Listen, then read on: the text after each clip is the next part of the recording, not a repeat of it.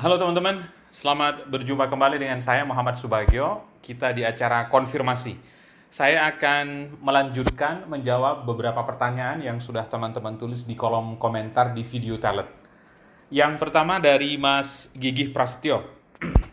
Mana yang harus dikedepankan, hobi apa bakat? Oke, untuk menjawab ini kita harus tahu dulu parameternya, benchmarkingnya kemana. Kalau kita ingin mendapatkan hasil yang terbaik, tentu saja bakatlah yang harus didahulukan. Karena kenapa? Jika kita melakukan sesuatu yang gampang bagi kita, bahasa sederhananya seperti itu Mas Gigi. Jadi bakat artinya saya melakukan hal itu dan gampang bagi saya. Itu aja lah ya, biar gampang kita, biar mudah mengingatnya. Sedangkan hobi adalah sesuatu yang nyaman saya lakukan dan saya menikmatinya. Nah, kalau ditanya mana yang harus didahulukan, kalau saya ingin hasil, berarti saya harus melakukan yang gampang saya lakukan. Tapi kalau saya ingin menikmati prosesnya, bisa jadi saya mendahulukan hobi. Saya percaya kita bekerja kan cari output tuh, cari hasil. Jadi dahulukan bakat, Mas. Dahulukan bakat. Nanti bangun minat di situ. Yang kedua, dari Mbak Siti Khalifah. Pak Bagio, anak saya kelas 12, sebentar lagi mau kuliah. Dia aktivis di sekolah, mau kuliah, bingung milih fakultasnya. Dia pandai sekali bicara, pinginnya masuk ke jurusan komunikasi atau HI. Tapi jurusan dia IPA saat ini di sekolah ya berarti ya. Gimana kira-kira solusinya? Pertama, mengkonfirmasi bakat dulu Mbak. Mengkonfirmasi bakat. Apakah terkonfirmasi bahwa bakat sang putra atau putri Mbak ini adalah komunikasi? Maksud saya begini, kalau saya sebagai orang tua, khawatir saya perbandingannya adalah dengan kakak adiknya saja. Tapi kalau saya juga bertanya ke orang lain, dan orang lain mengkonfirmasi, menurut saya itu relatif lebih objektif ya. Misalnya begini tuh, banyak temannya dia atau saudara-saudaranya dia bilang, anaknya Mbak Siti itu pinter sekali ya kalau ngomong ya. Ngomong kayak nggak dipikir. Berarti relatively terkonfirm bahwa dia memang bakatnya di komunikasi. Itu ya. Kalau memang dia bakat di komunikasi, atau kalau dalam bahasa bakat itu namanya linguistic intelligence. Intelijensia di linguistik. Berarti saya highly support masukkan dia di jurusan kuliah yang relevan sama itu. Ya, misalnya di hubungan internasional, di komunikasi, so on and so forth. Begitu kira-kira Mbak Siti Khalifah. Terima kasih banyak. Pertanyaan berikutnya dari Mbak Rahma Dewi. Nyimak dengan senang, full ilmu. Lebih dekat lagi adalah bagaimana jika tahu bakat anak-anak kita dan membantu mengembangkannya. Bentar, takutnya saya salah baca nih. Bentar. Tapi Pak Bagio, ada yang ingin sedikit saya tanyakan. Oke, bagaimana jika sampai saat ini bakat itu dari 8 poin tidak nampak? Si anak ditanya suka apa, tapi jawabannya nggak tahu apa yang harus dilakukan sebagai orang tua ya Pak. Thank you sebelumnya.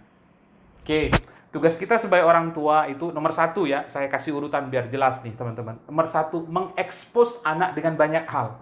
Jadi anak itu terekspos terhadap 1, 2, 3, 4, 5. Itu nomor 1. Expose mereka. Yang kedua, observe. Ketika anak melakukan apa ya yang kelihatan dia melakukannya mudah dan kita lihat dia itu menyenanginya. Jadi caranya apa? Mengobservasi. Jadi yang pertama, kita expose dia dengan banyak hal. Misalnya kita expose dengan dia melukis, dia berbicara di depan orang, kemudian berolahraga, kita expose banyak hal. 1. Yang kedua, kita observe. Yang mana ya anak saya menikmati betul prosesnya dan terlihat gampang dia lakukan. Itu nomor 2. Nomor 3, berkomunikasi ke dia. Memvalidasi, menanyakan dengan parameter yang saya sebut di video sebelumnya itu. Itu 3. Yang nomor 4, mengarahkannya dia. Jadi ulang ya. 1, mengekspos. 2, mengobserve. 3, berkomunikasi, memverifikasi, konfirmasi dengan anak. Yang keempat, mengarahkan dia. Yang kelima ini yang paling penting, mendoakan dia.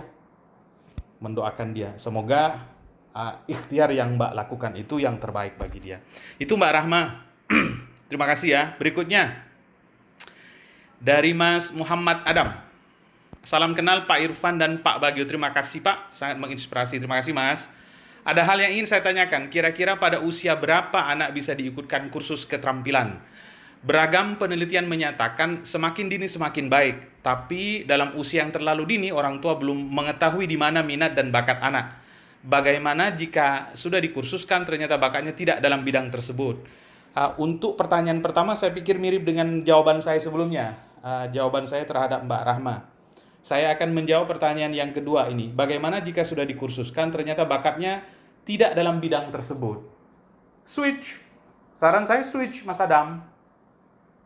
Kenapa harus di-switch? Saya ibaratkan bakat itu bibit ya kemarin ya. Bibit itu harus ditanam, ditumbuh kembangkan di lahan yang tepat. Daripada kita sibuk mengurus bibit ini di tanah yang salah, di mana kita tahu pasti hasilnya tidak optimal, mending segera dicabut itu bibit, dipindah ke tanah yang tepat. Itu saran saya. Jadi switch. Switch. It's okay. Why not? Ya, switch. Berikutnya Mas Haris Firmansyah. Ada yang berpendapat bahwa agar kita berkembang, kita harus keluar dari comfort zone. Apakah benar demikian? Keluar dari comfort zone untuk berkembang. Kalau saya kasih gambar kira-kira gini teman-teman. Comfort zone ini lingkaran begitu ya. Ini comfort zone saya saat ini. Kalau saya mau comfort zone yang lebih besar dari ini, itu ada di sini nih comfort zone-nya. Tapi yang unik adalah ternyata untuk bisa saya berada di comfort zone yang besar ini, tidak bisa dari comfort zone 1 ke comfort zone 2. Nggak bisa. Kenapa nggak bisa? Karena ternyata antara comfort zone 1 ke comfort zone 2 itu ada zona di tengah. Namanya fighting zone. Jadi comfort zone untuk nyampe ke comfort zone 2 harus melewati zona tengah namanya fighting zone. Makanya tidak semua orang mau melewati fighting zone, akhirnya dia terjebak, tak mau kemana-mana, sudah di sini aja. Nah biasanya orang yang relatively sukses itu adalah orang yang berani melewati fighting zone ini. Melewati ketidaknyamanan untuk bisa sampai ke comfort zone 2. Saya ambil contoh ya, simpelnya gini. Sorry hidungnya gatal terus nih. Misalnya begini, saya tinggal di satu pulau, anggaplah pulau ini adalah comfort zone saya. Ternyata di seberang sana itu ada pulau yang lebih besar, dengan sumber daya alam lebih banyak, lebih eksotik, lebih bagus dibanding pulau saya saat ini. Nah itu saya sebut comfort zone 2. Jadi ini comfort zone 1, pulau itu comfort zone 2. Untuk saya bisa sampai ke pulau 2, kan saya harus menyeberangi selat. Bisa jadi itu bukan selat, tapi samudra. Nah, tidak semua orang berani menyeberang ke sana. Kenapa? Karena ada potensi bahaya, potensi gagal, potensi tenggelam. Nah, orang-orang yang berani, yang determinan, yang perseverance, yang mau menyeberang, akhirnya sukses, maka dia sampai di comfort zone kedua. Tidak semua orang bisa begitu. Teman-teman saya undang untuk menyimak podcast berikutnya, karena saya akan membahas itu sama Mas Irfan. Thank you ya Mas Haris ya. Berikutnya dari Mas Happy John Putra. Bagaimana mengetahui bakat dan minat anak-anak tanpa kita menanyakan kepada anak tersebut? Saya sum up lagi ya. Jadi yang pertama adalah expose anak dengan banyak hal sehingga dia tahu macam-macam. Yang kedua, observasi mana yang kau lihat teman-teman, dilihat itu kok anak saya menikmati betul melakukan itu dan kelihatan mudah bagi dia. Nomor 3, dikonfirmasi dengan bertanya. Yang keempat, diarahkan. Diarahkan itu maksud saya begini, kalau dia masih kecil, kalau memang ada kursus di bidang itu, ya kursusin di situ. Dia pasti mau, kenapa? Karena melakukan sesuatu yang nyaman. Bukankah kalau sampean ulangan, ingat enggak waktu sekolah dulu ulangan, ada soal 50, guru bilang apa? Anak-anak sekalian, tolong kerjakan mulai dari yang gampang dulu ya. Hidup itu cari yang gampang dong. Maksudnya gampang ketika kita melakukan sesuatu yang di mana kita punya kekuatan di situ, dan itu anugerah, itu yang disebut bakat. Begitu. Dan tentu saja terakhir adalah yang paling penting tadi itu, doakan anak-anak kita itu. Terakhir, kaitan bakat, dari Mas, saya nggak tahu Mas atau Mbak, dari Memedek 78. Kaitan bakat, minat, kesempatan, dan faktor keberuntungan ada nggak Mas Bagio? Terima kasih banyak ini pertanyaannya. Di episode sebelumnya saya menjawab pertanyaan yang ada tentang keberuntungan dan saya belum cukup elaboratif. Saya izin lebih elaboratif di sini ya. Saya merujuk pada satu statement dari seorang pegolf hebat eranya sebelum Tiger Woods, namanya Jack Nicklaus dari Amerika. Jack Nicklaus itu aslinya Amerika. Maaf, coba teman-teman silakan dicek nanti. Tapi dia terkenal di sana ya. Atau dari Afrika Selatan. Teman-teman cek sendiri. Namanya Jack Nicklaus. Dia itu menjuarai 28 PGA Tour dalam waktu 25 tahun. Suatu saat dia itu ditanya sama wartawan, Jack, kamu percaya nggak sama keberuntungan? Kan main dia itu golf kan?